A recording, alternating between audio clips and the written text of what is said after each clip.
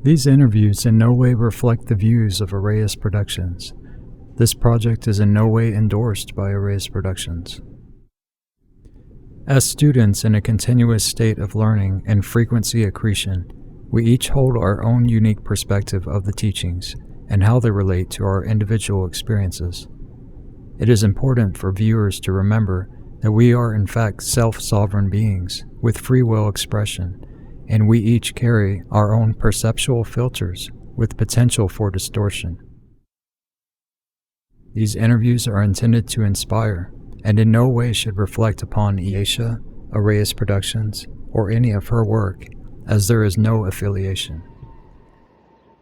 More information on the Alhambra Magistracy Council of Cosminius, the Melchizedek Cloister Emerald Order, Tantriora, Tantri Asia, and the Keylontic Science can be found in the provided links below.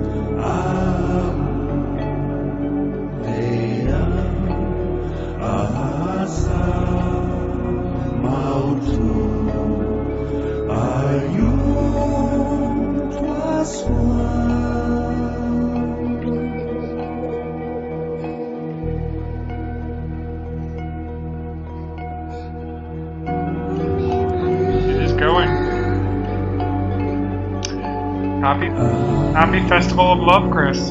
Or this is the Festival of Hope. I've made up that title myself. It is the 13th day of Christmas, the 9th anniversary of Earth regaining ascension status. I call it the Festival of Hope. Happy Festival of Hope.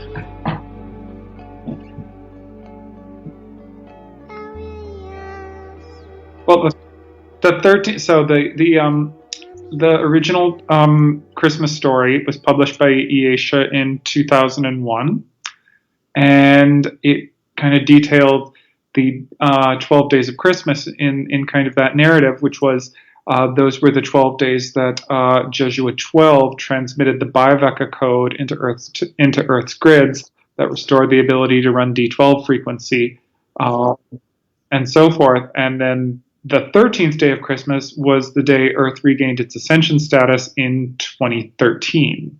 So we're about 9 years away from that now. Yeah.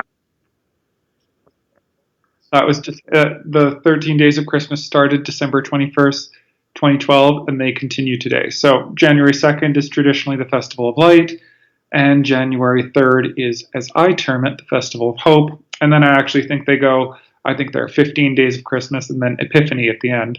So I call it the Festival of Love because actually tomorrow is the anniversary of my father's death in 2009. And then the festival is something that I haven't decided yet on the 5th. And then Epiphany, which was traditionally in Christian literature, was, I believe, the revelation of Jesus' divinity to the Magi or something like that. I swear there's kind of like a Guardian style interpretation of that. I just haven't quite figured out what it is, but it seems important to me. Yeah, right? And that's a great, like, Epiphany, like, woof, that's a great name for a holiday right there. So that's it. So happy Festival of Hope, Chris.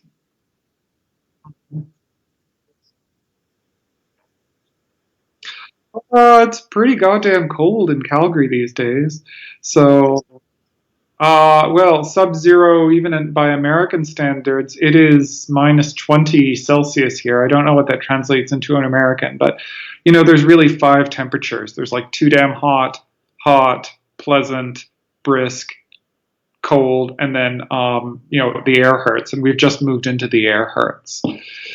So yeah, we're in air hurts territory, which isn't fun. So we've all been kind of just staying inside and everything. Yeah. I'm going to go ahead and start recording, so we got to start over, pretend that we just started talking again. Okay. Happy Festival of Hope, Chris. Yeah. Today is the 9th anniversary of the 13th day of Christmas, so it's always a very happy day for me.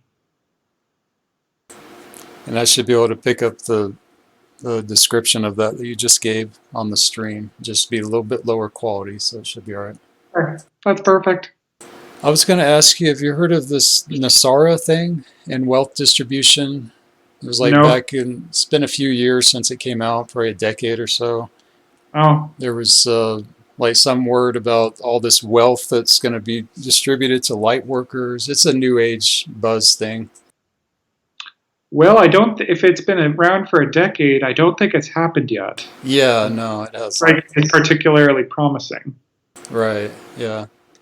But I am experiencing some interesting things with the COVID, like relief programs that they have. Yep. Like there's a lot of corporates that are involved in this and giving back to people that have had COVID or been affected by COVID, jobs. I mean, there's a lot of relief here. How is it in Canada?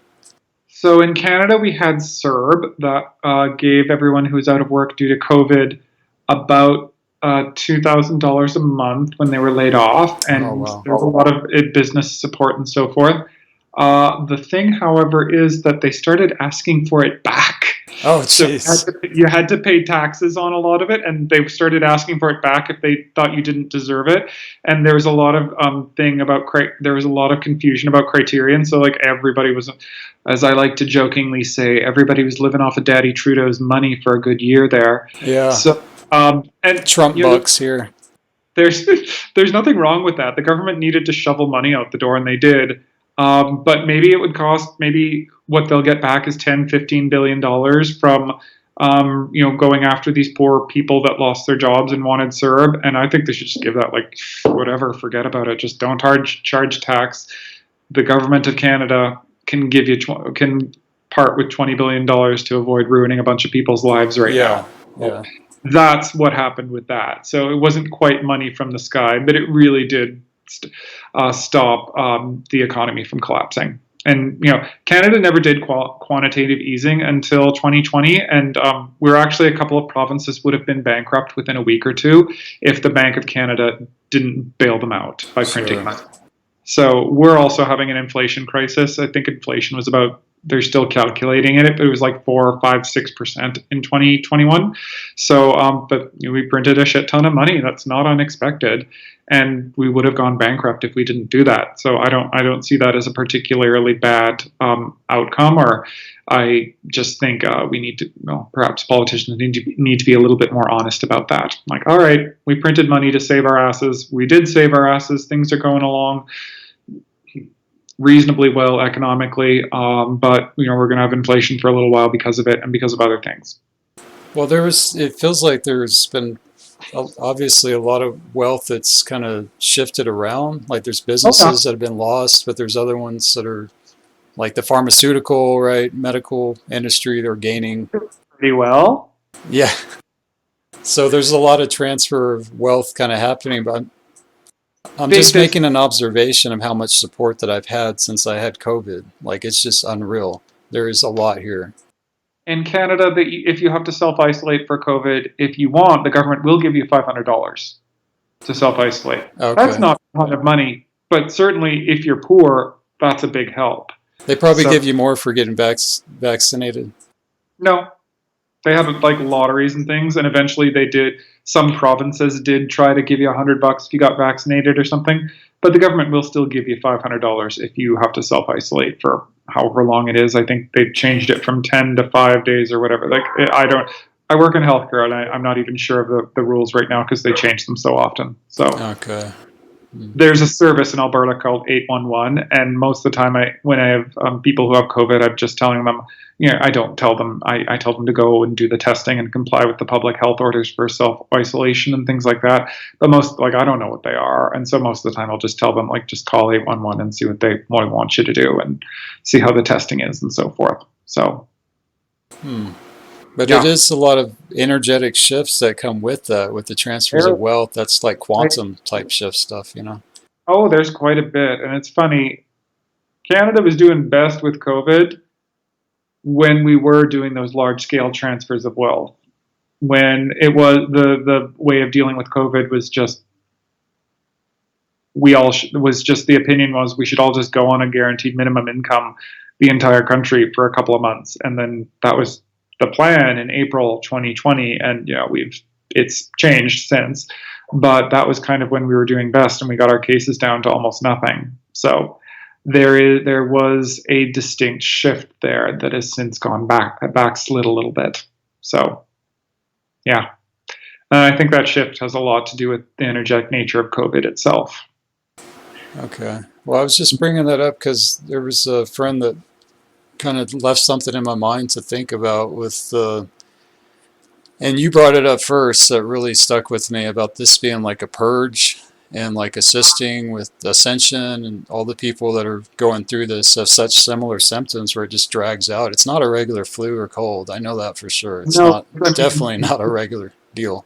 You and your family seem to have suffered heavily under this, Chris. I'm so sorry for all the losses you've had.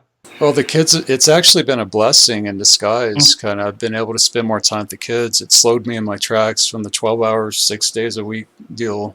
I was doing taxi service and burning myself out. So I don't know what was going on with that. I was just really caught up in something. I was losing money instead of gaining money, which is really unusual because I was making so much, but I was still losing it. So I'm doing a lot better now, just taking it easy. Well, yeah, no. So I will tell you kind of the energetic view of infectious disease. This is kind of my personal opinion, although it's been really heavily influenced by Kate Birch. So Kate Birch is this wonderful homeopath who I've learned a great deal from. And she heads Free and Healthy Children International, if anyone wants to read some of her work. But she and I both posit that a human being in a perfectly healthy state without what we term in homeopathy miasms they encounter infectious disease, and there's just like a zzz, it's like a bug zapper, like those shields on Star Trek. It's just like zzz, and it's gone, or it's rehabilitated into a microbe that's beneficent to human life. When we have miasms, they deactivate certain parts of our vitality, and that allows the infections to kind of get in. They're taking advantage of one of those defects. that allows them to have establish a foothold, and then to establish a we have to use the classical immune response with fever and antibodies and T cells and the whole complex rigmarole. And then as we go through that, our bodies actually heal those chronic defects a little bit. They reduce the miasms, and if we do it really well, we can get rid of them completely, and that brings us closer to that perfect state. And as I would perhaps make the bridge to chaos theory in that angelic human state. This does not mean this is a good method. There is lots of risk associated with this. And infectious disease is a tricky business. It sucks, and there's a lot of risk associated with it. But if you do manage to get through it, and you have good treatment, and you go through, and you emerge at the end, you are a little bit closer to that angelic human status. COVID. Now, each disease has its own kind of like little chink in the armor that it goes through. It's got its own little fault that it takes advantage of, and COVID really is one about like chronic stress. That place that you were describing, burning oneself out, this place we've been stuck in society, where society's been reconstructed as a giant machine towards redistributing wealth and productivity from working people towards billionaires. Where there's a certain amount of metabolically, shall we say, damaging work that is done, that has all this chronic stress and everything, that is shifted onto people that are disadvantaged or that are marginalized and have no other choice but to do it. That's really, that kind of situation, that kind of social place really is where COVID fits in. And that's kind of the weakness that it takes advantage of. And as it would be better if we could all just grow as a society and as individuals and kind of get rid of that thing without needing disease, alter that energetically about ourselves. But it seems like it's coming out through disease, and particularly through Omicron. This is what my friend brought up that stuck with me, is like the Ascension's almost held hostage with these agendas, where we would naturally have gone with these earth activations, earth sync, and like purged organically, and now it just has a big label on it. Do you agree with that? Like it's some... I prefer my own wording. It's not dissimilar, but my wording is that our natural evolutionary processes are being held up by these energetic constructs that I call miasms, and that the social place we're stuck in, as well as the differing kind of agendas that I think you're perceiving, and the kind of social place that we've been really stuck in since the 1960s really corresponds very well to this COVID infection. And that as more people process, I'm not saying this is a good thing. I prefer we could consciously evolve without the disease, but because everyone is going to get Omicron in the next 2 months if you haven't already had COVID, or if you haven't already had a previous strain. It's more contagious? Much more contagious. Much more, okay. Like fantastically more, Chris. Wow. Yeah, it's... not as much symptoms though, right? So far, it does seem to be milder. Okay. For some people, really, of course, pre-existing conditions. It's going to really hurt some people. Well, Chris, you know what pre-existing conditions means? I use American data, but you divide American data by 10 and you've got Canadian data. You know what pre-existing conditions is in the States?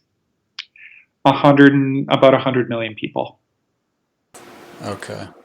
So that elderly, metabolic diseases, other kinds of healthcare things, autoimmunity, immunosuppression, the whole lot of it. Diabetes. Diabetes is included in that. There's a lot of that. So, it is, Omicron is indeed more mild than Delta, and, Delta sucked. Delta was actually a bit more pathogenic than the original strain, but, Omicron is quite a bit more mild, but it is going to infect everyone all at once, and that is going to be very challenging. So do they have a set of 3 tests now, like for regular COVID, Delta, and Omicron, or what's the deal with that? No, they don't. So they do the one nasal swab test or the throat swab sometimes, and then they get a sample of the viruses you have, and then they just genetically sequence like a percentage of them. So they've got these things where they will technology is amazing. So they have there's several tests. The normal PCR test is they put it into a PCR machine. It amplifies the COVID test or the COVID particles, and so the sample. The sample. There's also an antigen test that tests for proteins. That's a lot quicker. You don't need to do the PCR amplification cycles. Those ones are really popular in Canada right now because the PCR tests are booked out. And I just had like a little menthol one. They didn't even go up that far. It was just on the inner rim of the nostril. Yeah, it wasn't invasive. They're a lot quicker. They're a lot less. They're a lot quicker. They are less accurate, but they're quicker. So they have their uses. And then there's the PCR test, which it's very funny. I'm not going to be too personal, but I get regular sexually transmitted infections screening, and I went back and read previous results, and they've been using PCR for years on those. And I don't have any sexually transmitted infections. I never have, strangely enough. But they've been using PCR tests there for years. So there's this idea that PCR is like a new test and it's somehow different, and that's not really correct. Okay. It's a different kind of test. It is more sensitive, so it picks up more cases of infection. But so it is a test that's been used in other infections for a fair amount of time. I wanted to address this again, like the tests themselves being dangerous. Or even getting COVID from the test itself. Can you elaborate on what you're seeing with that? I remember once my brother went to a COVID testing thing because he got exposed like in 2020 or something like that. And there's this guy there who's like, I have to get it. My employer said I have to get tested. And he's like buddying with all the people there. And my brother's like, fuck off. Like, someone in this room has COVID and you're going to get it if you're going up and leaving. Like, so there's that aspect to it. My brother was quite sensible, didn't do that. Told that guy to I don't want to talk to you, whatever, go away. But I have not noticed that as much in my patients. Haven't heard the stories about the tests that already had COVID stuff in them. I have heard about them. I haven't, Chris, I can't go by what I read off the internet because I know how much it is bullshit. I have to go by my practice. So in my practice, I haven't seen that. I've seen people that test negative because even the PCR tests have about a 10 to a 15-ish% error rate. So if you have COVID, about 10 to 15% will be negative. So I've seen people test negative and then go again and then test positive. Yeah. The second or the third time. But they're saying 3 months to wait is what they told me. Don't get tested until after 3 months. Yeah, no. Well, So we're kind of and there is the viral shedding thing that does happen for a while. Yeah. After, not the shedding, the vaccine thing. I don't think there's much to that, but there is you do shed viral particles for a long time, even if they're non-infectious after you contract COVID. So usually they're just not using testing negative for that. Now usually they just give you your symptoms are gone and it's been an X amount of time, you're good to go. Okay, so not hearing about this test deal from other practitioners anywhere. I've heard about it from some other practitioners, but in terms of my own practice, I that's what I've come to the thing with. I've heard some people say some things and some other practitioners say other things, so I can tell you what I say or what I see. Okay. So the long haul symptoms, I think I'm probably a long hauler because there's stuff like a residue or something that left. And I talked to you about this too, about there possibly being nanotech in it. Chris, naturopathic doctors have been treating long haul, fill in the blank forever. Anything. Long haul smallpox, long haul measles, long haul whooping cough, long everything. I am happy that allopaths means conventional doctors, have fucking finally figured out that there is a long disease. Oh yay, good for you. 200 years after we did. But this is not a new phenomenon, Chris, and one would not require nanotech or anything else to obtain this. If people had an immune response that was in any way compromised, or they didn't, shall we say, completely go through the COVID process, their immune system didn't completely resolve it, or the COVID process, like any disease process, this would happen. So there are ways to treat that, and so forth, and there are remedies that we've established. Higher percentages with COVID that you're seeing? With yeah, long haul, or just average? COVID goes deeper than most diseases. It does tend to go pretty deep, compared with like getting a flu or another coronavirus or a cold or something like that. So COVID does go pretty deep. So it does. There's more than other infections, but the same methodologies still work. Okay. I mean, for me, it just felt like I was just in a mind fart with this thing, man, trying to figure it out, because it was more mental. Like the physical stuff, I didn't even have a cough. There wasn't respiratory stuff. It was just a nasty sinus infection that was lingering. And I never get headaches. I was getting neck cramps and headaches, and it kept going and going. So I finally just went in, and the guy said the test was safe. Everything's fine. We give these tests all the time. I felt secure enough to do it. I've heard all the stories about the test, but it's like, okay, I'm doing this type of job, working with people. I should get tested.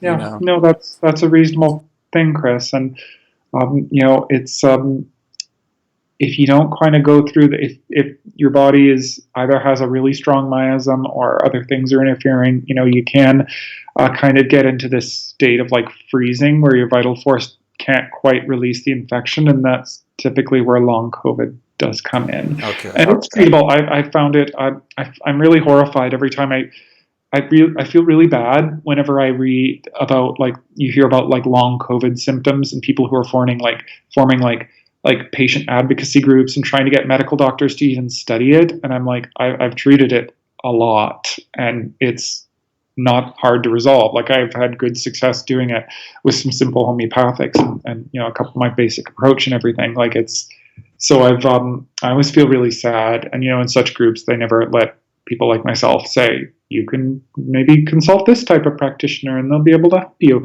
They never let us do that. So I'm just sitting there watching them, just horrified and like, well, there's nothing I can do. No, welcome to my life, Chris. I mean, it's one thing to have the solution to a lot of problems. I mean, I don't have the solution to every problem, but, the way I practice medicine has the solution to a lot of problems nowadays.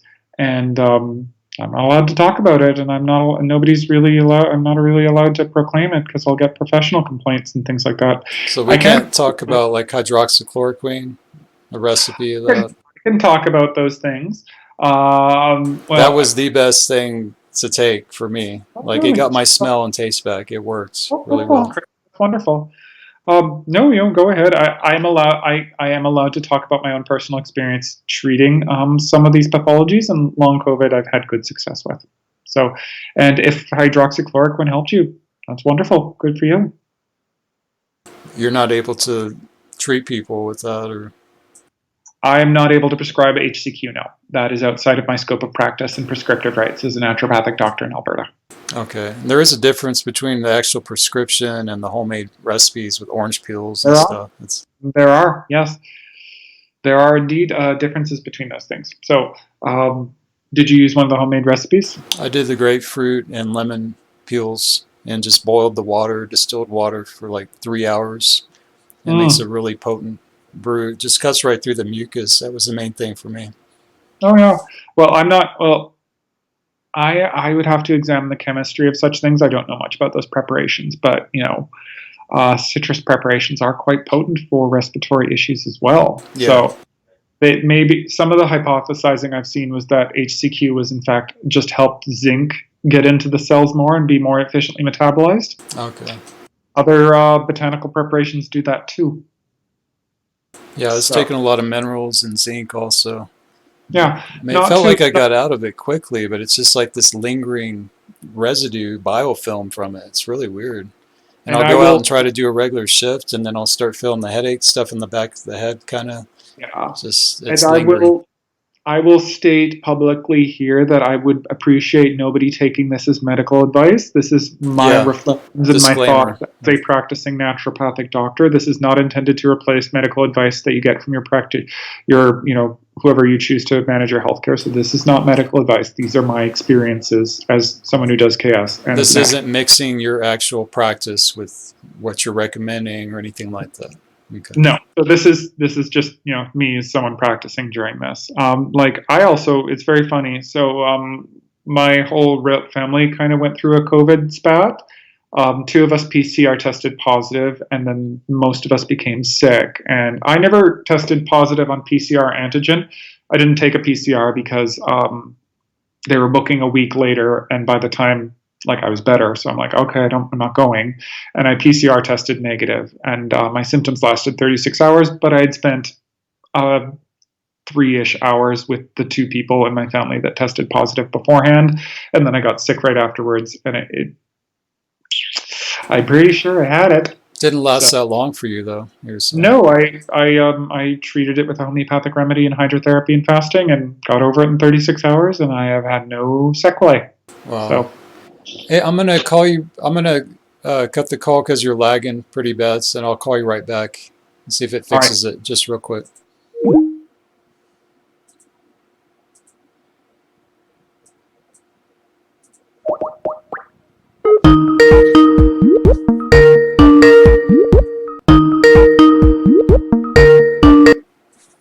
hi, Chris. How's that? Hello. Hello? Hello? Can you hear me? Yep, I can hear you. Yeah, Perfect. That looks better. Okay, thank you. So that's kind of it. I treated it. I treated it with a homeopathic remedy. I mean, if anyone wants to know, I used Bryonia on myself, and I can talk. Andre Sain, who's a very distinguished homeopath, has been using Bryonia to treat acute COVID. He's got a webinar on the website of the American Institute of Homeopathy, which is kind of the oldest medical association in the United States. So he's got a you just go to their webpage and he's on the front page of it, and he talks about his experience treating it. He uses typically Bryonia for kind of more acute COVID, and if COVID gets a little bit deeper and a little bit more serious, or it's long COVID, he uses a remedy called carbonium oxygenatum, which is carbon monoxide made into a potentized form, and he's had very good success with that, he reports. So carbon monoxide as a homeopathic remedy. Oh, wow. Okay. I am not advocating for homeopathic use of crude carbon monoxide. That is very poisonous. That will kill you. Right. But made into a homeopathic remedy, it is, there's lots of toxic things that are can be very helpful when made into homeopathic medicines. So I was taking the Quinine also. Quinine. Oh, yeah. Yeah. And that's used for malaria, I think. Yes, it is. They said they were getting results with that. If I recall correctly, you were taking cinchona, which is very interesting because I actually did a trituration, so I figured out what cinchona was good for, and it is just fascinating. Really? Oh, yeah. Elaborate? So cinchona is a very interesting plant. It was used as a dye by people in the Andes of South America before European colonization, and they didn't really like it that much. But then the Europeans probably imported malaria to the New World. And then one day some Jesuit was walking around South America, and he says that some indigenous person gave him this and told him to take it.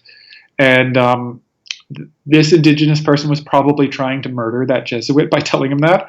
But it cured his malaria miraculously, and it became all the rage in Europe. And from that comes actually quinine. And quinine... There's a lot of early naturopathic literature about quinine. So you know how people use anti-inflammatories in the modern era? Yeah, it's everywhere. And then they used quinine that way in the 19th century. So they used to joke that there are so many naturopathic and homeopathic texts about cinchonism, which is quinine poisoning, that we had whole volumes on it, and so many remedies. This one treats that, and that one treats. So it was a huge thing, and it was very interesting because this whole COVID quinine thing, quinine also kind of suppresses the immune response that the body generates to these types of pathogens like COVID and malaria. They have the same mechanism. So, at least in my view. So it kind of takes that acute inflammation and translates it into chronic inflammation that never really heals. And then it turns and then the the person lives quite often, they don't go into that, so that's good, but they never quite get through that whole healing process completely. So it's a very interesting plant in this respect. The remedy itself, the remedy is called China. So it's just the word we use for cinchona, and it's really good for alleviating those symptoms, and also really good for never well since anti-inflammatories like NSAIDs, like aspirin and acetaminophen and things like that, which have a similar effect. Okay. Is there anything else that you're seeing that's helping with COVID right now? Noteworthy? Of course, I'm not treating COVID. No. So, but just observations, not treating. People who are allowed to do that. But Chris, so homeopaths throughout the world are treating it, and quite often they're the ones people are turning to when conventional healthcare is failing, like it did in New York early in the pandemic. There are friends of mine who were running and like rushing out remedies to people that were gasping for air at 2 a.m. And in New York and so forth. There are friends of mine that Divya Chabra, who is an excellent in India. There's a whole profession of homeopaths. They're homeopathic doctors. They're trained up to the doctor level, like I am trained up to the doctor level in naturopathic medicine. She's treated 1,000 patients with another remedy called Cymex, and found out of 1,000 patients, 4 needed to be hospitalized. Like, that's amazing. And that was during the Delta wave, and Delta's freaking nasty. So there have been a lot of people who've been treating it with their various methods very successfully. You were talking about New York, right, when the pandemic started. Do you think some of this was like mass hysteria, psychosomatic stuff? Well, of course there's a mass hysteric component to every single epidemic. Like, there's that thing to it. The type of it is very specific to each one. It's probably reflective of the energetic synthesis of disease, or the energetic nature of the disease in question. But there's absolutely that thing to it, and you can still see it nowadays. I remember there was this one medical doctor who's commenting somewhere, like, I'm not seeing any of my patients until, this disease is wiped out and everything else like that. I'm not going to see anyone in physical practice. I'm just going to do all telemedicine. I'm like, girl, come on now. This is part of healthcare. You're going to get exposed to infectious diseases. Like, get off your high horse.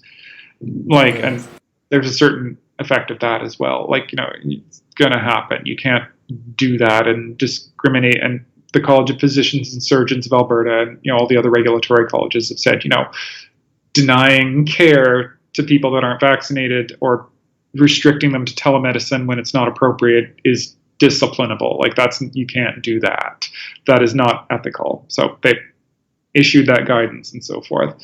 But that was kind of a thing for a little while. And that response, like, I'm not seeing anybody until COVID is eliminated in person.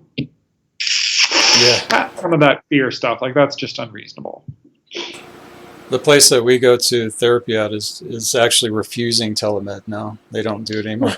It's like holding a stand with that. It's pretty cool.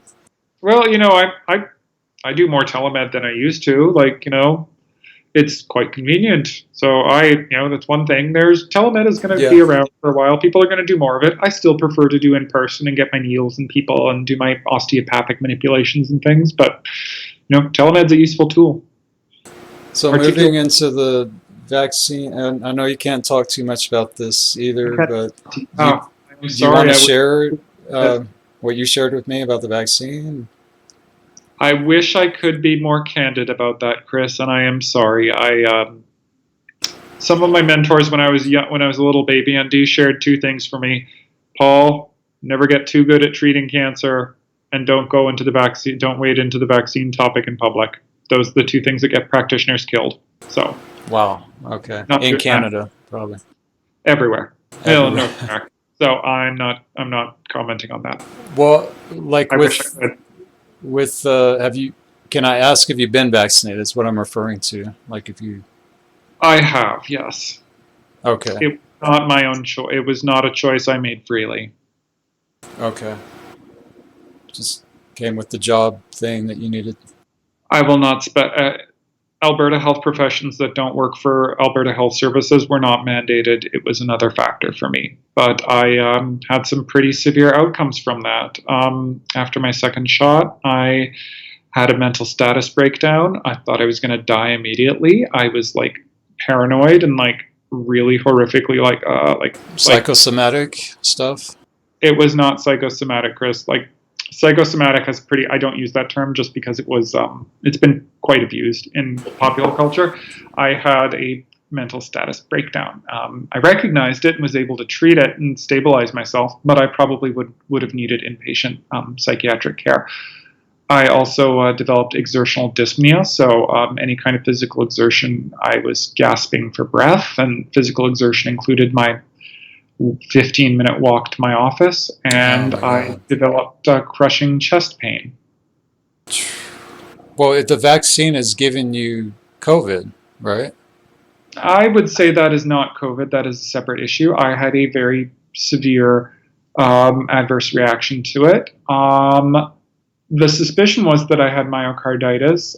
I do not have any inflammation. I just got my biochemistry done. I have to say my utter disappointment with the conventional medical system. I went to my first medical doctor visit in 15 years and talked to this guy, and he was just, I'm just like, I'm really freaking out here and I'm really scared. And he's like, well, you don't need to go to Emerge. I'm like, I know I don't need to go to Emerge. I need an EKG, and I don't even want to get it from you, but you have the legal like there's another naturopathic doctor that does my primary care. So I have to get it from you because she can't order it because of the stupid fucking law. So just do this for me. And he did. And then my EKG was normal. And so he's like, nothing's wrong with you. And I'm like, it was probably just stress. And I told him to go fuck himself. That if I told someone that had exertional dyspnea and crushing chest pains after this, I'd lose my license, and I probably would. Like that's malpractice. That's horrible. So and then I went to another MD, and he ordered a bunch of blood work for me, and my blood work is impeccable. I'm super healthy on that way, but my inflammatory markers are quite low. So yeah. I have this mysterious heart ailment, and I've come up with kind of a regime that keeps it under control, but if I go off of it, it will be, it comes back quite badly. So, yeah, it's very funny because I actually have seen this about 4 or 5 times in practice, and I've been able to cure every single one of them except for myself, which is How long has it been?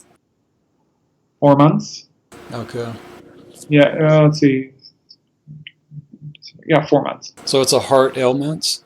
Like yeah. Diagnosed? And all of us have had, like, all of the people I've treated with this, it's like, it's like, oh, it's myocarditis. It's not myocarditis. It's some other kind of weird heart ailment. And the thing is that everyone's kind of so fixated on myocarditis that a lot of the other adverse events are kind of thrown by the wayside, including these ones that are apparently non-myocarditic heart problems. So I'm one of those. It's very funny. I've managed to treat most of them, and I think I know what's wrong with me. Like Chris, I've lived almost all of my life heartbroken. Like I've been pining after particular boys or like ended relationships or something like that since I was like 18. Yeah. Now it's physically manifest. I suspect and that's what's holding it in place with me. So I am addressing that. I am hopeful that I will be able to resolve this. Emotional body producing physical ailment type stuff. So it's funny. I was joking with a friend of mine. He's like, Paul, you've been heartbroken all your life, and now you're just actually your heart is broken. I'm like, oh my God. Isn't there actually, I saw an article actually showing that, like a broken heart can cause pulmonary stuff. Yeah. Apparently needed a trigger in me, but here we go. So I'm working on that, and I'm hopeful that I will be able to resolve that. So. Okay, so you can say like this was from the vaccine. I can say that it developed between a day and 2 days after I got my second dose. And right after you got it, there was a physical reaction immediately after? Physical and mental reaction. Mental. I was able to contain and reverse the mental reaction. The physical one I have been less successful with. Okay. Yeah. All right. So let's go into the ingredients in the vaccine. You did Pfizer? Which one? Have you looked into that or what? I have. In depth? Yeah, and there's a lot of weird shit in there. Okay. A lot of weirder shit than previous vaccines, like for measles. They are a new technology. Truth be known, we don't know what the long-term impact is. We do know the long-term impact with many people with COVID is quite deleterious in the environment in which we live, in which conventional medicine kind of keeps a monopoly on treatment of diseases of this nature. They have not had great success treating COVID. So in many cases, kind of the effects of the vaccine are indeed lesser than the effects of COVID that is treated conventionally. So if you get a vaccine, you're not going to get, I've heard this story, that you're not going to die from COVID if you get a vaccine. It reduces the Has reduced the risk of serious illness and death considerably, according to That's proven. Well, proven. You never prove anything, but the statistics are pretty clear on that one. It's pretty clear. Prevention of infection was good with the original strain. It's not so good with Alpha. It is even worse with Delta, and it is generally quite bad with Omicron. So the interesting thing is, if you get a booster, it seems to ward off Omicron for a little while, but that goes away after about 10 weeks.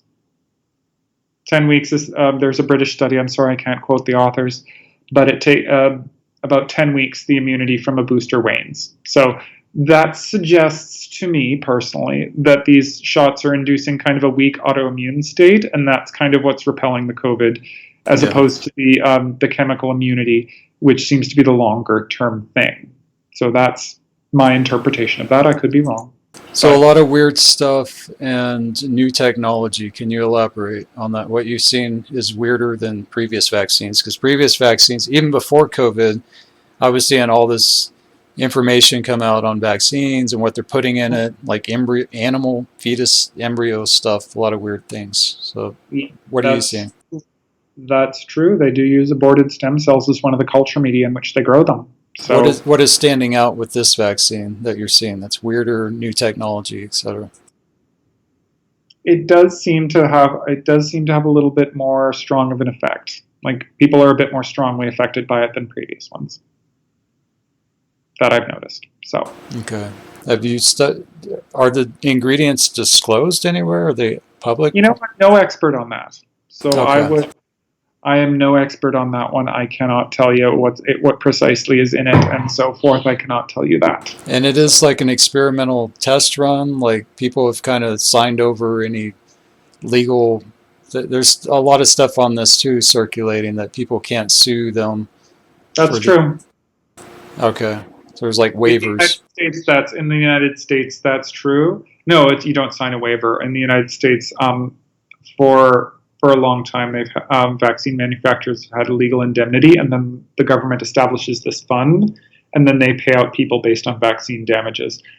Because I think the Supreme Court ruled that in the United States vaccines were unavoidably unsafe, so they just established this government-funded body to absolve the industry of liability. Because if they had liability, then many of them would, they would not be able to manufacture them. So the cost would be too high for them. So the government took that on. And in Canada, I believe we've just established a similar body. I'm less clear on that, however. So there was something that they just extended to like 70 years where they can't. Yeah, there's the data disclosure for one of them. Yeah, data disclosure. So yeah, they for some reason got the ability to not disclose that for 70 years. So and it was like 30 and went to 50 and then 70. I think they kept pushing it back.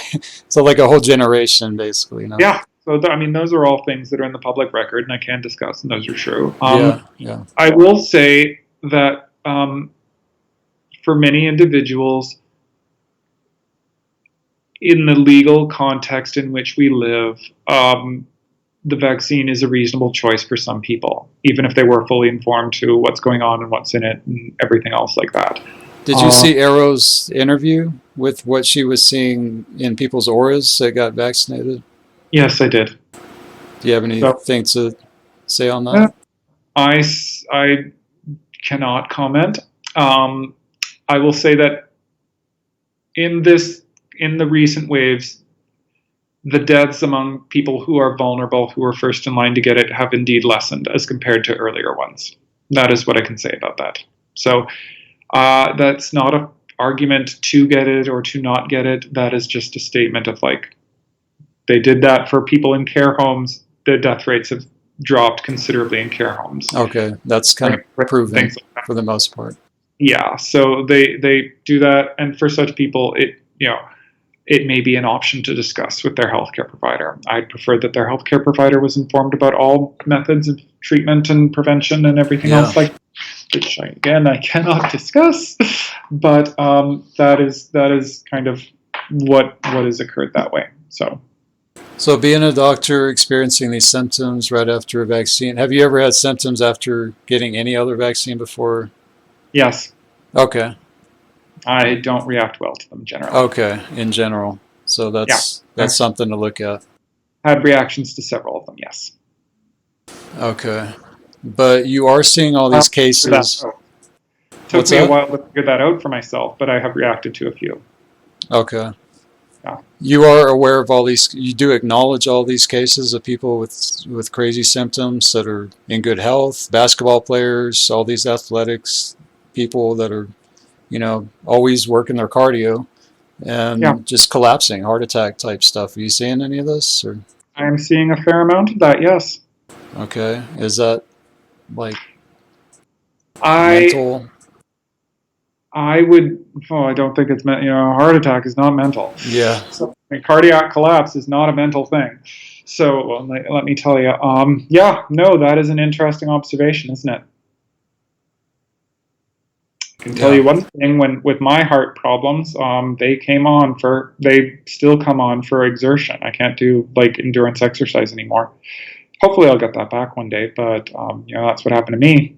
Well, I mean, when I say mental, the mass hysteria that was revolved around COVID, and now the hysteria around the vaccine, there's got to be some elements to this, There's got to be some. I'm sure it is. It's just most people kind of don't think about it. Like the hysteria and the fear is kind of more.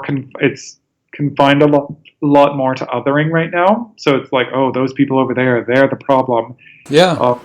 And so forth. It's confined a lot more. Most people who make their choices tend not to think about it until it becomes a problem. So I'm not seeing these various events that are happening as being influenced by that. Like most of the time, people just go about and live their lives as best they can until problem happens. So they tend not to be freaking out preemptively.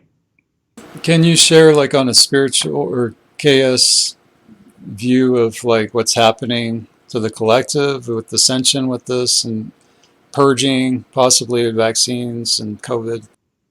I will not comment on the vaccine thing. Okay.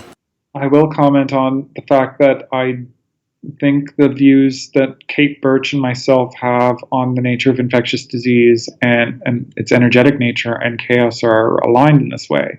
We've been stuck at this point in evolution for quite some time, and COVID just came around, found that weakness, and exploited it massively. And now we're all being forced to deal with it. And Omicron is really forcing our hand. We are all going to probably be exposed to Omicron in the next 6 to 8 weeks. Well, 6 to 8 weeks, probably 4 to 6 now. If you haven't already or haven't been exposed to a previous variety, and we're all going to go through this process of immune reaction and at least partial resolution of that miasm that's blocking our current phase of development. That is, if it's happening to a couple of individuals, it happens on an individual level. But if it's literally the whole population going through this, that is a population, kind of a collective thing as we define it in KS. I'm not saying this is a good or a bad thing. This is just what's happening. So what does that mean? It means we're going through a collective miasm purging right now, a collective miasm reduction. That is absolutely going to have some planetary and some social consequences, and some consequences in terms of the ascension process, as we call it in KS, or that we think of in terms of KS.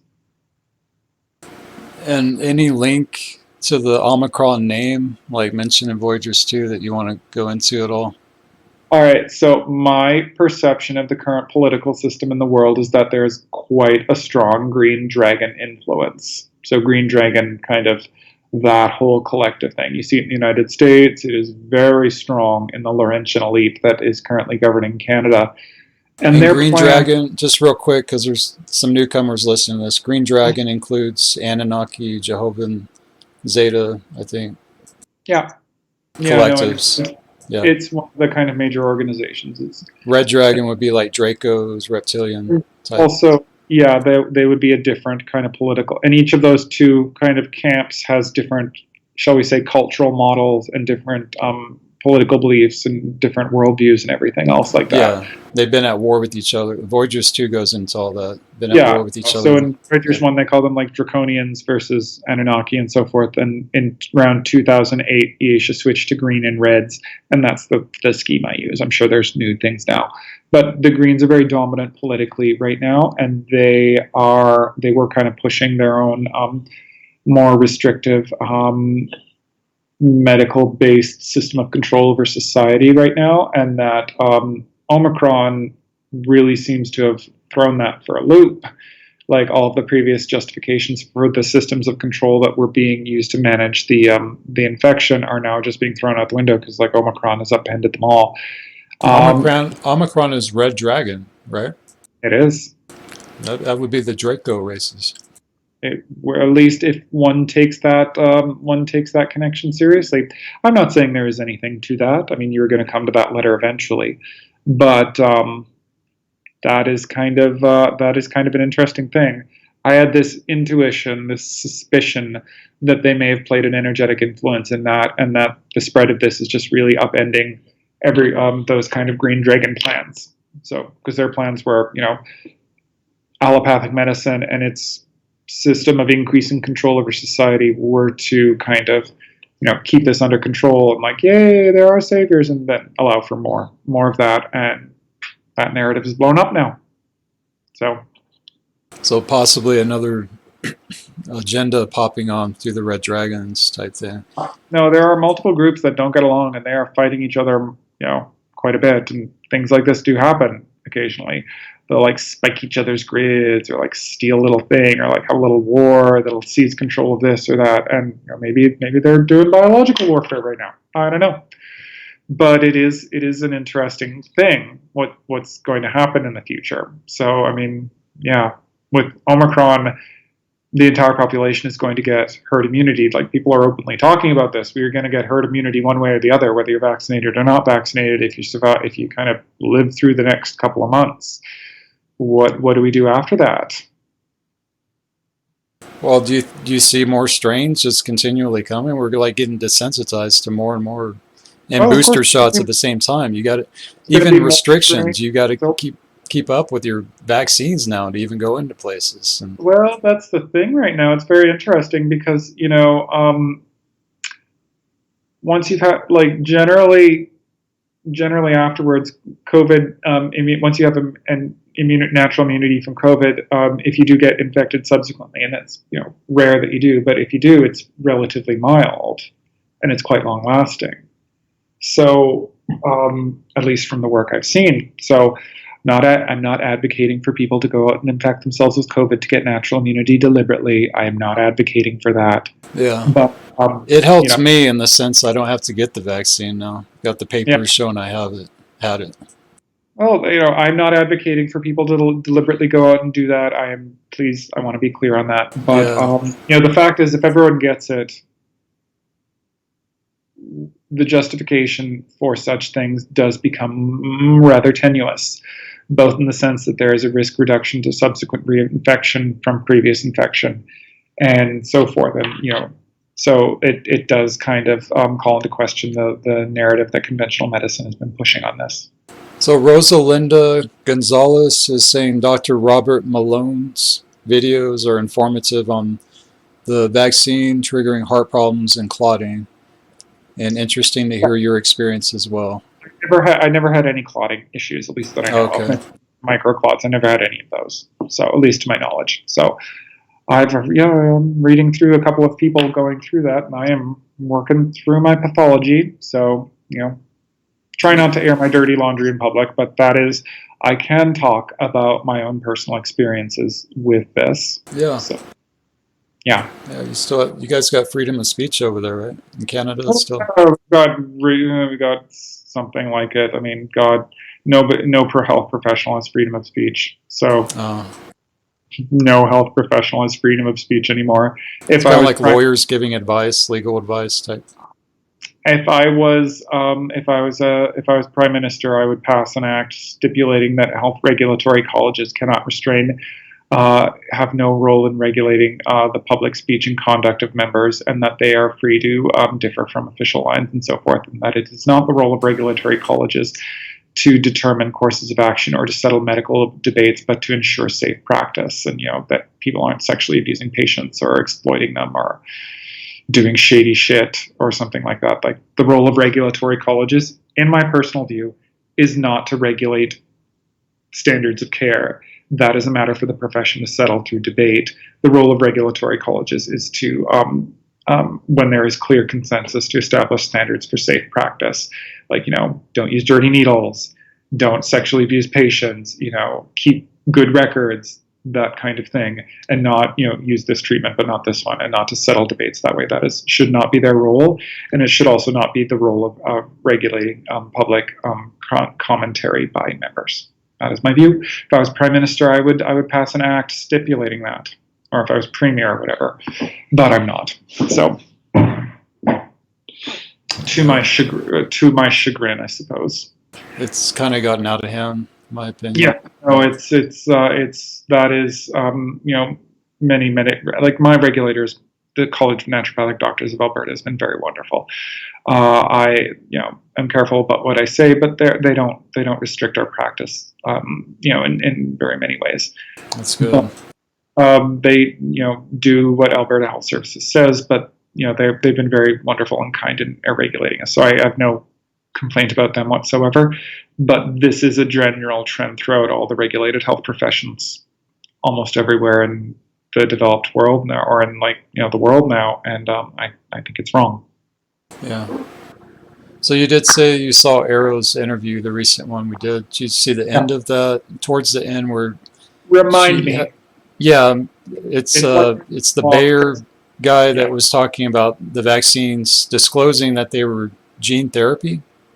Did you see that part or check the article on that? That depends on how you define gene therapy. Yeah. Well, that's kind of the tricky debate right there. It's like, how do you define gene therapy?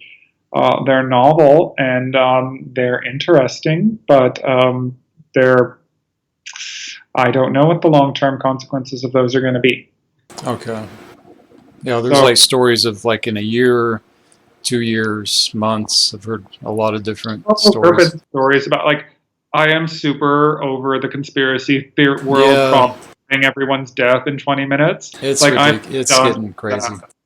I do not. I will say, as a medical professional, and a lot of my patients have been vaccinated. I don't think they're going to die in 2 years. Right. So, some people have had problems afterwards. Some of those people have attributed their problems to the vaccine.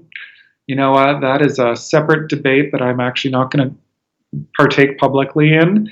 But, I don't think they're going to die, in 20 minutes or 2 years or whatever. The vast majority of them. But I really, if there's one thing that really freaked me out, as I was reading people who were saying, oh my God, once you get myocarditis, that's it for life, and you're going to be dead in 5 years and everything else like that. And I'm like, well, fuck right off.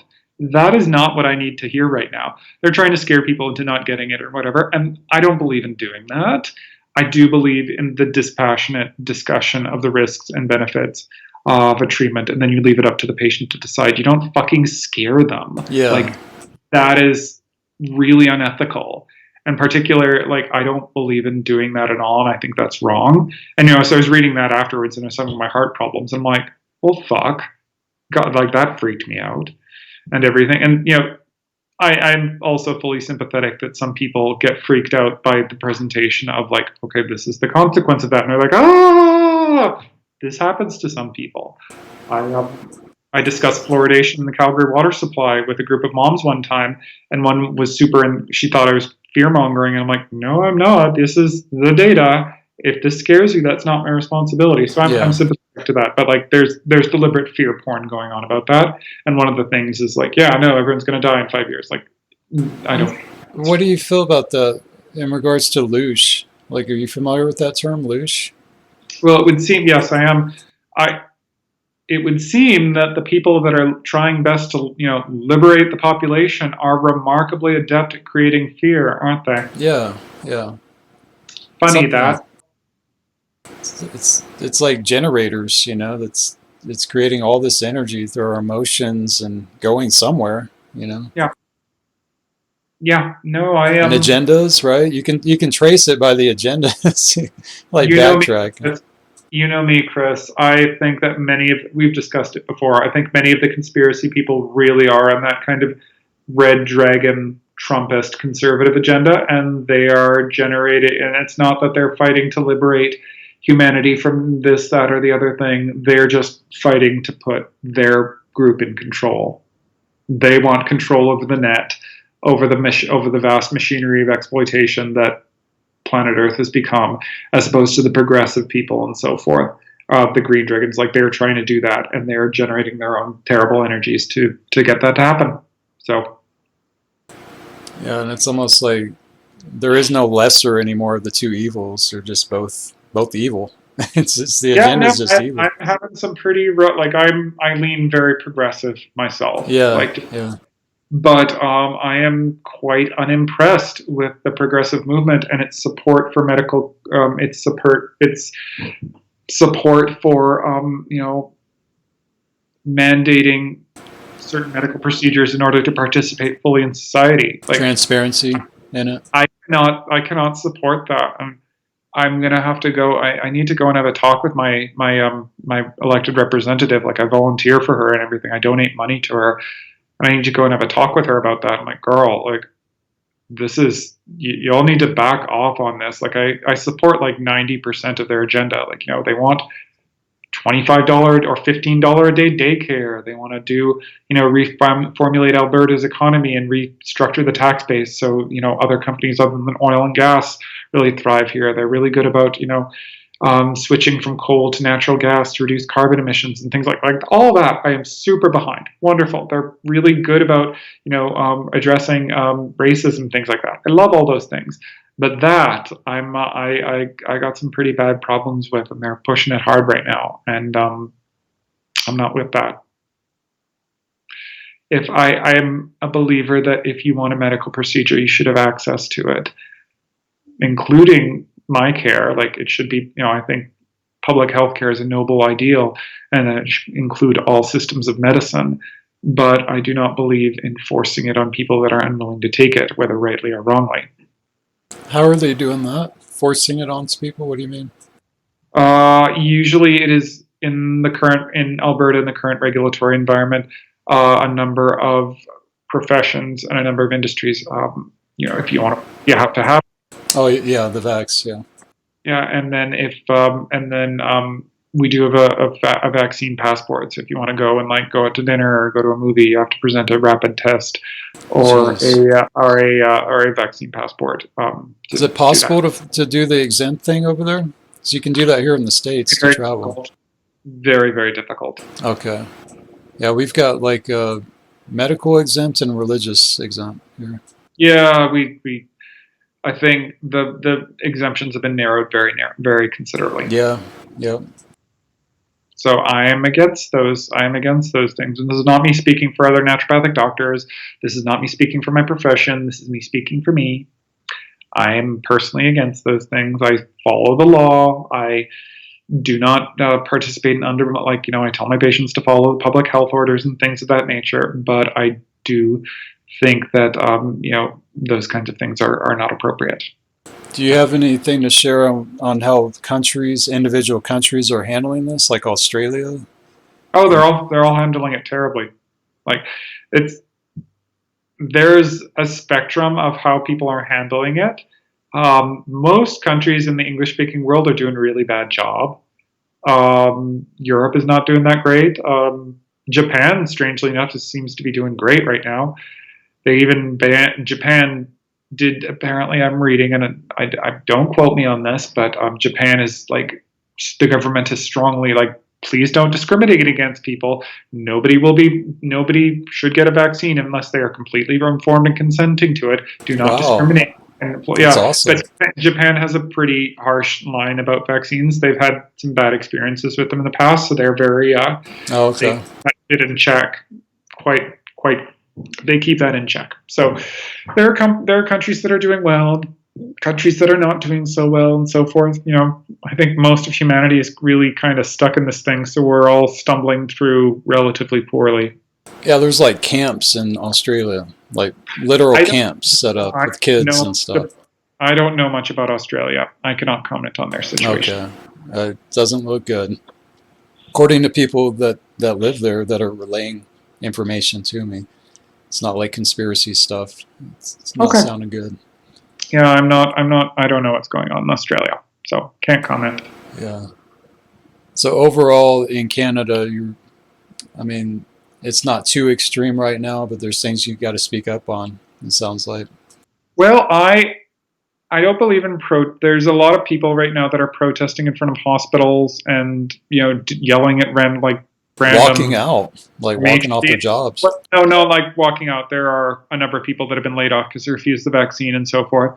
And I do not think it is ethical for any healthcare or any employer to do that. I think it's illegal. It's just nobody's paying attention to that right now. And I'm also not a lawyer or constitutional scholar or scholar of the charter, so like, what do I know? But what I and I remember when the early debates about employers mandating vaccines for their employees were occurring, and the employers were arguing that the Charter of Rights and Freedoms doesn't apply to them because they're private. Like the Charter of Rights and Freedoms is what defines Canadian rights. It's great, I love it. But they were like, well, it doesn't apply to us because we're private enterprises. And I'm like, the fuck it doesn't, bitch. Like that argument, like no, you are bound by that charter just as much as I am.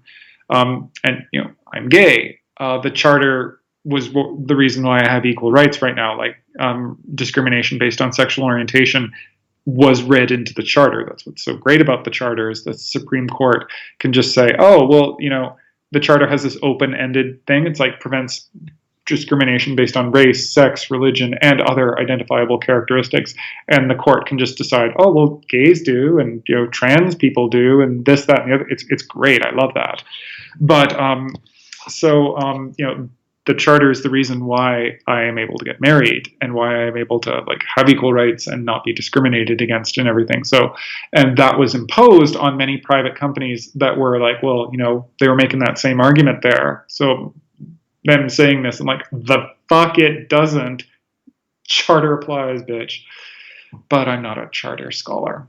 So anyway, that's another point. But yeah, no, there are Canada's having some issues right now, and there are a number of people who are protesting. Like some people just got arrested for picketing outside of the Minister of Health's private house in I don't know where they live. I think it's Grand Prairie, but they were protesting outside of it and so forth, and harassing their family and everything, and they got arrested for that. That's right and fair. There are people who are protesting outside of hospitals that about mask mandates and so forth, and harassing healthcare workers going to and from their cars and things. And that's not cool.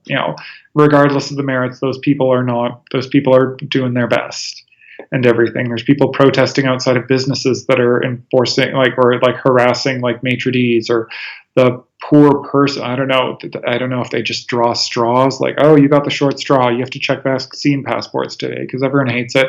But they're harassing the people at the movie theater or the restaurant that have to check the vaccine passports, and that's not right. Everyone's trying to do their best and so forth. There is a forum for political expression, and if you have a problem with that, your MLA and your MP need to hear from you, and you need to write them I have a problem with this. I think this is wrong. I do this. Go and talk to them and meet them if you can. And how would you see doing this properly? Just everybody wear a mask and less restrictions type stuff? I advise people to follow the law and to follow public health orders. So that not everyone agrees with that, but when I have patients that come down with COVID, and I've had a lot of them lately, a lot of that is me guiding them through, okay, this is how you get tested. You need to self-isolate, and the government says do it this long and everything. And that's I advise people to follow the public health orders and, not be a twat about it. Like, me personally, I'm able to wear a mask. Like, I don't get freaked out by it and everything. I can wear them at, like, I'm going on the bus or whatever, or I'm going on the train, or I'm going to the grocery store. I don't mind wearing a mask. Like, go and do that. What you do in your private life is your own business, and and so forth. But I do advise people to, follow the public health orders and so forth. And if there are problems with them and injustices with them, public health people and everyone else are responsive to politicians. So go and talk to your elected representatives.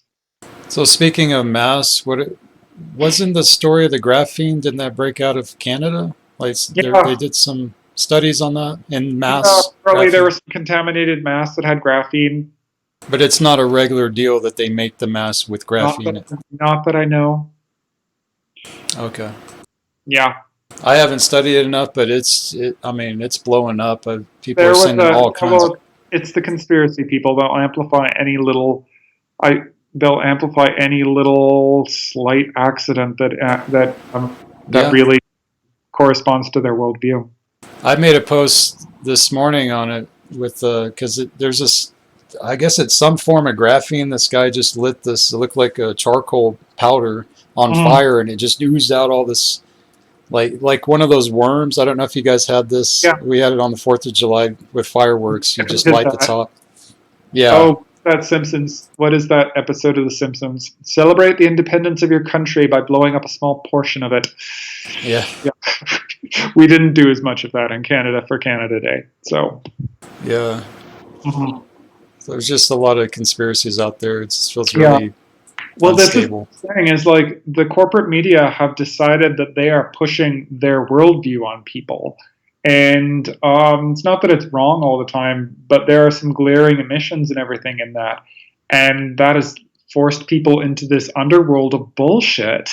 And it's terrible. You've got this, like, corporate-dominated worldview that gaslights everyone in the world into what they think is right. And it's not even that they're wrong all the time. It's that, there are problems with that. And you have this underworld of conspiratorial bullshit that is kind of like people fall into it. Like, they're like, this corporate stuff is bullshit. Oh, look, it's a whole world of completely different bullshit. It's just so bad, Chris. Like, people fall from one realm of one grade of bullshit to a completely different grade. And it's just... I can see that. Bad. But there has been exposure of the corruption and all that from this other world, whistleblowers. I'm not going to suggest that the conspiracy world is completely wrong either. I'm going to suggest that it's got some really bad... There's some out there stuff going on, just like... It's feeding some type of mental illness with some people, a lot.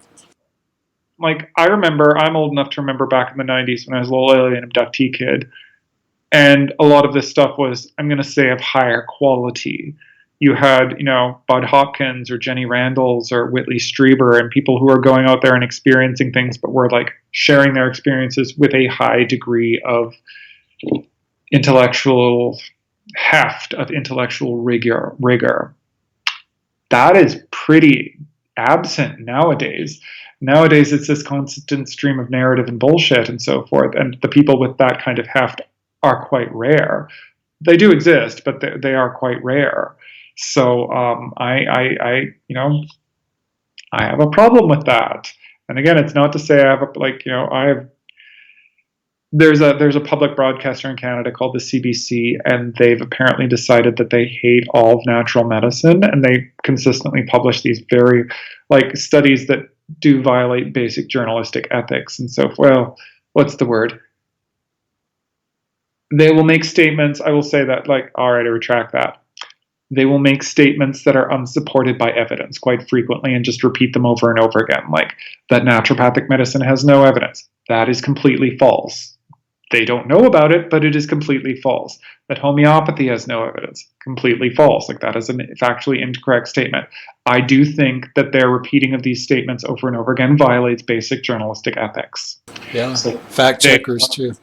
Yeah, so there are some authors that are particularly bad about this. I'm not going to name them, but it's not even fact check, Chris. They do fact check that, and their fact checkers just accept that that is reality, when in fact, one of the people I know, Amy Steele, she's a naturopath from Australia, and she's got a PhD. She was unable to edit. So there's this horrible web page entry on naturopathic medicine and Wikipedia, and they made reference to one of her studies and completely quoted like her study, and they completely twisted it and quoted it out of reference. And she logged on and was like, okay, I want to edit this because I wrote this goddamn study, and they banned her as an editor. Like, it's that kind of thing. There is this narrative that's going on that's promoted in these corporate and these large web institutions that is in opposition to reality in a number of ways, that being just the one that really pisses me off and that I advocate against, because the evidence on naturopathic medicine is by and large positive. It does work and it saves money. I've written about this on my blog if you want to read about it. The evidence on homeopathy, it works. Hydroxychloroquine. I don't know anything about hydroxychloroquine. Well, that's my testimony on it. That's yours. That's my bit. I'm not saying one thing or the other about that, but that's kind of the thing, and they just promote the opposite, and I think that that is a violation of journalistic ethics, at least as I interpret them as a non-journalist. So totally, yeah, it's happening. So it's funny. It is that thing, isn't it, Chris? We're you've got one group of fallen themes battling another one for the control of this fallen energetic infrastructure on the planet, and now you've got like this corporate media narrative versus this bullshit conspiracy narrative, and so it's a very similar phenomenon on both sides, isn't it? Yeah, let's go into some of that, like chaos perspective. Since our last talk, which wasn't that long ago, are you seeing? No. There's updates from Arias, and she's about to come back on. It feels like, but I'm like prepping some of the newcomers holding my breath. I love Elaisa. Yeah, don't hold you. Like all of you baby chaosers, like I am so happy that there are so many newbies coming on and so forth. Do forgive us if we've been in this work for a while. We've seen quite a lot of weird stuff. So Candid too, like a year. Of updates and stuff. Well, no, we've seen a lot of weird stuff, just, people proclaiming themselves this and that, and people saying this and that, and these kind of fights, and these, like, if we say something and, we're like, this is not productive, or we've done this and done that, and it's not, it's not helpful, like, it's because we've done it before and it didn't work. So a lot of the stuff when we're like, maybe we shouldn't do this, or we should do it this way or something, is from experience, because we've done, we've had a lot of. Can you give examples? Things. Someone wanted to know about Christic perspectives on Biden. I gave mine. People started bickering, and I'm like, stop bickering, state your opinion, and don't comment on other people's. Bickering is not going to help anyone. Okay. But somebody asked and you just shared. It strangely worked. So, but yeah, no, or when, there was that one person who was like, had this screenshot of someone saying he was J12. And I was like, oh, well, if I had a nickel for every J12 I've met in my life. So, and it's true. I don't know how many you've met, Chris. I have met quite a few. Yeah, that's everywhere. And it's very funny, too, because I do actually think I'm the reincarnation of one of the characters in Voyagers. I'm not going to say which one. It's a minor one. But it doesn't matter if I was or I wasn't. Like, what matters is what I do now, and my projects now, and my fulfilling my duties and my agreements now. Anything else is really an academic debate. So when people are asserting that they are this, that, or the other thing, they're usually trying to gain some kind of authority on you, or some kind of power for their words that they might not otherwise merit, and that usually is pretty suspicious for me. Right. So another reference to Aro's interview, she was talking about the crystal caverns not coming on, and just almost like, I've heard the term tug of war kind of with frequency and their agenda. Yep. And what's happening with the Christic agenda. What are you feeling with this now, like frequency-wise? It's not like we're dancing in the streets and able to levitate and throw orbs and transfigure and like airbend and shit, isn't it? I can't do. Maybe you can. I can't do any of that stuff. So are we supposed to by now? Is that, I Well, think 30 years, she said, 30 or 40 years was, I would like to. I mean, this whole. I mean, I'm starting to age, Chris. I hope I wouldn't yeah, with all the chaos stuff. Like, I yep, hate it. But it's happening. I know it is, and like, oh, maybe it'll happen in 30 years or whatever. But it doesn't feel like we're winning. Okay. It So does feel like we've been kind of in a place of stagnation for the last 5 years. that's Now, why there's so me, much anticipation with this update. It's like we're due for a new technique and tuning into I mean, the classic theme is tuning into the Earth's activations. These techniques help us to tune into that. well, And this we is the just have a crazy thing. luminaire, We can. Urale body. I remember being when we were doing our own thing, and the Earth was doing its own thing too, and we weren't waiting for the Earth. We were doing it ourselves and going faster. I am super all right with that. That's fine. I don't mind going a little bit ahead and so forth. I ain't waiting 900 years to go and do that. Did she say something about 30, Ain't 40 no time years for that. that Ain't we, no. Well, the original kind of thing was that a lot of stuff was supposed to happen in 2028 and okay, 2047. 2047, yeah. So, well, I mean, I'm sure So we'll we get should there. be accreting by now with that short of a time frame. We should be Yeah, seeing so something in that well, direction. the thing is, we do need to keep that in mind, is that we're not, we need, there's a certain pull in chaos that's from this emotional, like, I just feel this to be true. But we do need to take a step back and, like, okay, what are the results of what we've done? And in terms of like the ability to have these extended abilities, it's not been too impressive. Has COVID kind of stunted us and the vaccines, their agenda to go But it's against still us? not. It was way predates COVID, Chris. That thing. Okay. So would you So say that that's hasn't really stunted us, but it could be potential collective purge that we're doing I with don't COVID? think I don't think chaos has much to do with COVID. I think those are two separate issues. But I do think Well, COVID has yeah, I'm to not do saying that. with where we're stuck as a society right now. So She and did. our faults and everything. There was like the 8-year octant thing that happened, and she was using the word virus at that time Yeah.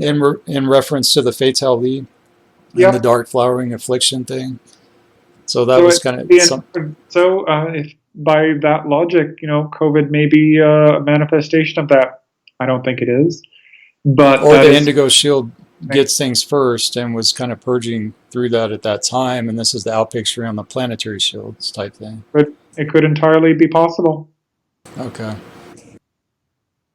And yeah, that's the other interesting thing is Aeson Michael Dean died, Right. Yeah, and that's the timing of that. that is he died right before his 73rd, 76th birthday, somewhere around there.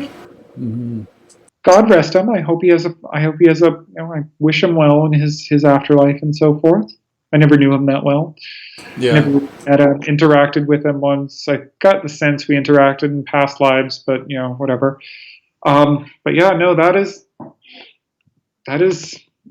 really interesting.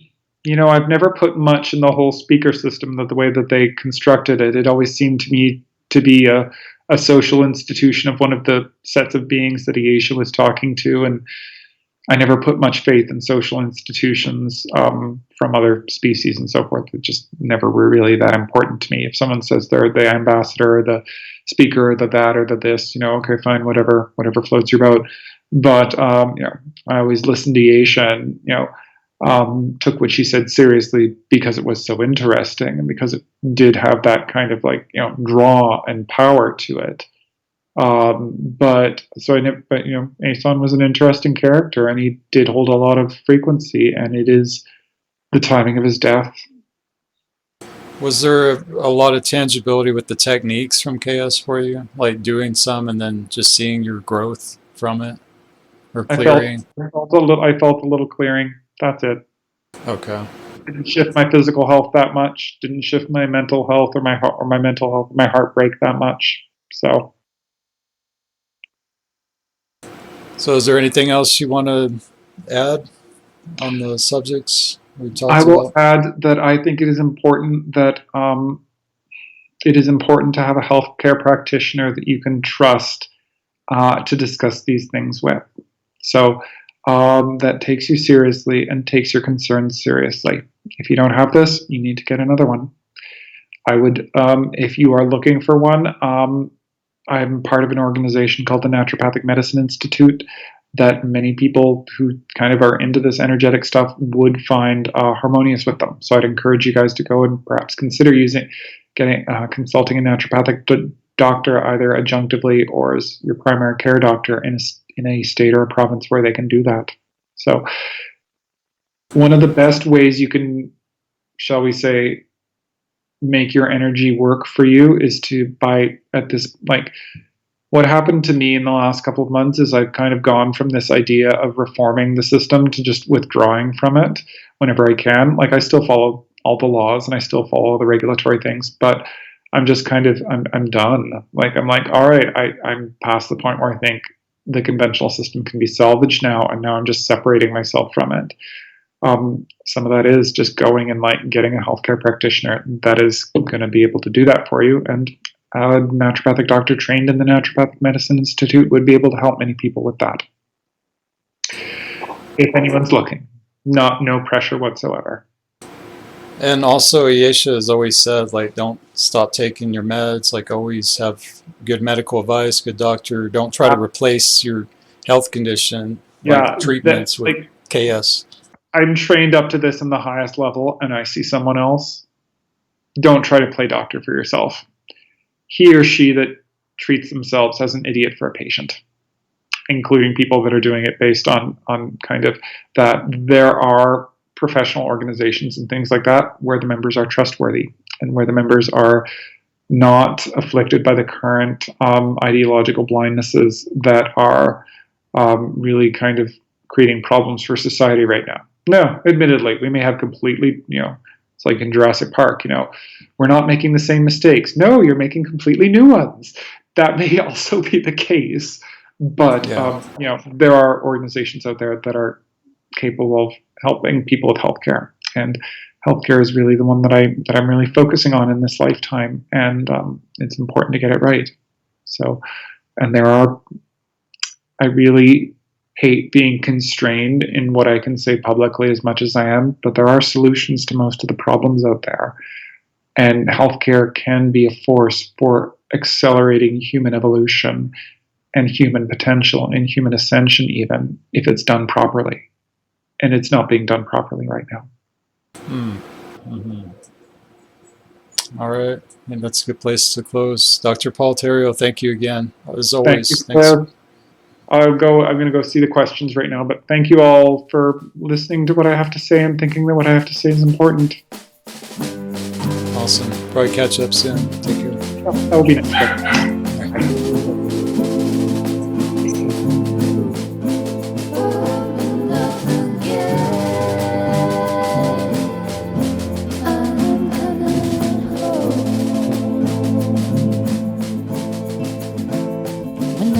Born again into this world, a beautiful, joyful, loving baby bouncing girl. My path was known to me, and don't blame me of what I've come to do and who I was to be.